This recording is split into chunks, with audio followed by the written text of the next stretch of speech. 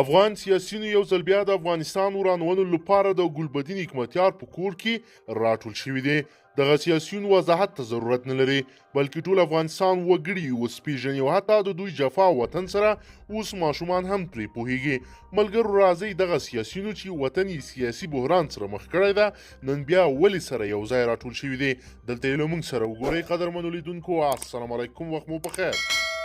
د پخواني ولسمشر حامد کرزی او د سپیدار مشر عبدالله په ګډون ګڼ شمېر سیاستوال د افغانانو د خپلمنځي خبرو لپاره د جوړېدونکي پلاوي د جوړښت په اړه د سلا مشورو لپاره راټول شوي دي.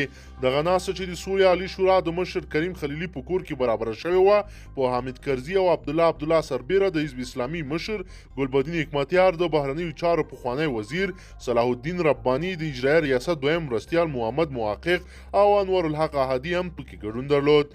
د یک ټلویزیون د راپور په اساس په دې ناسته کې د بین الافغاني مذاکراتو لپاره د لیږل کیدونکي پلاوي د جوړښت په اړه بحث وشو.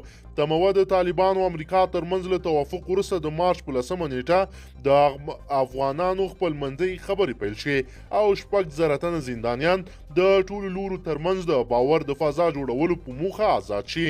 خو په کابل کې د اشرف غني او عبدالله ترمنځ ټاکنیز ناندرۍ او د بندیانو له خلاصون سره د اشرف غني مخالفت ته هغه څه و چې بین الافغاني مذاکرات یې یوې نامعلومې مودې ته یوړل.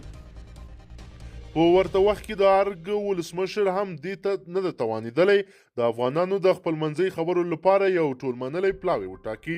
سرچینې وایي د اشرف غني له لوري جوړ شوی پلاوی محدود دی او پرته له دې چې له سیاسي ګوندونو سره پکې مشوره وي، نوموړي په خپله خوښه ټاکلې او د سیاسي ګوندونو په استازیتوب یې له خپل لوري کسان ورته انتخاب کړي دي. د شنونکو په باور د سولې په اړه له افغان جهاتونو سره د اشرف غني ژور اختلافات به د بین الافغاني مذاکراتو په لاره کې خنډونه وزېږوي او د حکومت موقف به نور هم د طالبانو په وړاندې ټیټ کړي. قدرمنو لیدونکو، که چیرې غواړئ چې ورته تازه او مهمو پیښو څخه ځان ډېر ژر او په لنډو کې خبر کړئ، زموږ چینل سره سبسکرایب کړئ او ویډیو سره حتما لایک کړئ. تر بلې ویډیو مو په لوی رب سپارمه.